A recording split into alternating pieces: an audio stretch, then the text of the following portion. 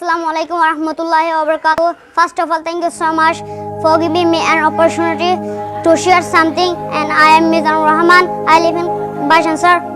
Rohingyas demands. Number 1. Must be restored our origin right equal as the other ethnicity.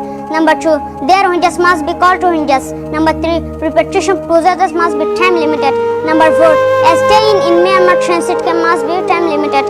Number 5. Every Rohingya must be repatriated. Number 6. Their Rohingyas must be repatriated village by village. Number 7. Every MOU about repatriation must be enveloped. Number 8. Their repatriation procedures must be enveloped. US, ALIN, OIC, NGO, UK, EU, Bangladesh, ASEAN. Number 9. R2P must be up in the Archon to protect their Rohingyas before their Rohingyas are returned home. Number 10. Their Rohingyas must be resulted in the homeland. Number 11. Their Rohingyas must not be accused terrorists. Number 12. Their repatriation procedures must not be stopped with any reason. Number 13. Must be allowed international media in Archon to visit Rohingya without any reason. Number 14. Must be repeal 1982 citizen law.